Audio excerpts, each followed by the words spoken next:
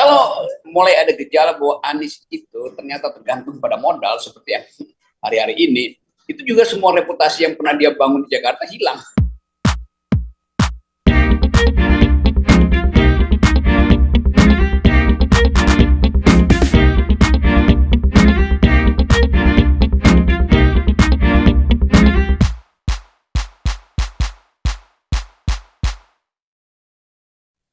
Ya, soal janji kerja semuanya normatif, tapi kalau kita evaluasi kan kita mesti lakukan perbandingan. Anies buruk, tapi ada yang jauh lebih buruk.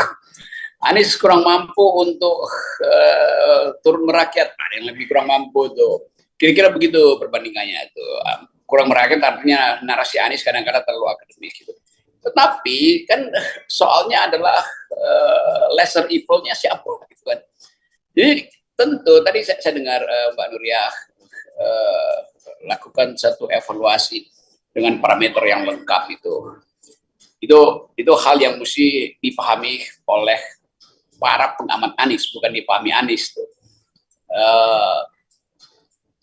Tapi intinya buat saya kita berkejaran dengan oligarki itu aja. Jadi semua tema itu mesti kita kembalikan, Anies mampu nggak betul-betul jadi antitesis dari Jokowi itu. Nah, saya selalu mengatakan bahwa Anies itu dibesarkan, dirawat, diasuh oleh masyarakat sipil. Karena ide dari masyarakat sipil adalah upaya untuk menghalangi intrusi dari modal. Nah, kalau mulai ada gejala bahwa Anies itu ternyata tergantung pada modal seperti yang hari-hari ini, itu juga semua reputasi yang pernah dia bangun di Jakarta hilang. Karena pada akhirnya tiket Anies itu tiket dari masyarakat sipil.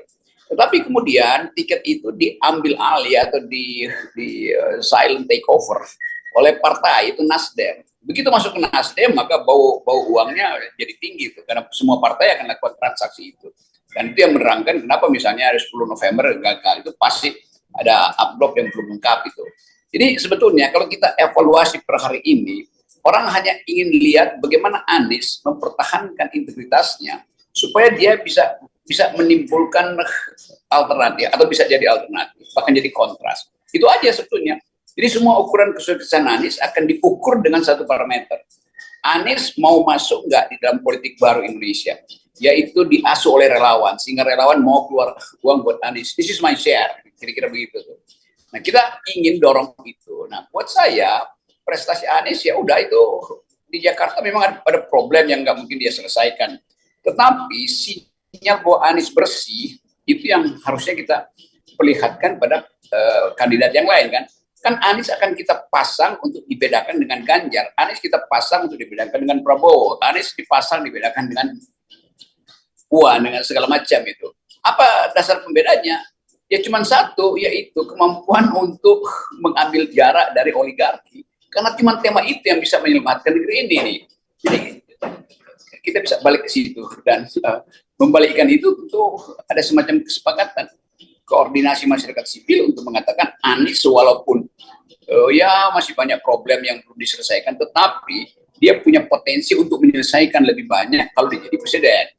Jadi semacam affirmative action buat Anies.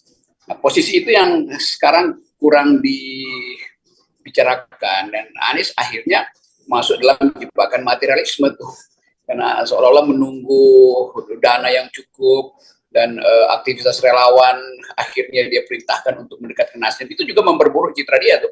Jadi kan Anies bilang relawan coba mendekat ke Nasdem, itu bagi saya itu udah hal yang ya membuat ukuran moral Anies itu agak turun.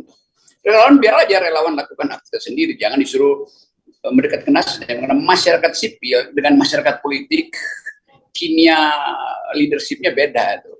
Jangan sampai keutuhan relawan itu justru dimanipulasi hanya untuk menaikkan elektabilitas partai-partai pendukungnya tuh. Bahwa partai pendukung tentu butuh coattail effect itu pasti tuh. Tetapi jangan sampai relawan merasa dia hanya dijadikan pengumpul suara. Relawan menginginkan Anies itu tumbuh bersama etika baru, new kind of ethics di dalam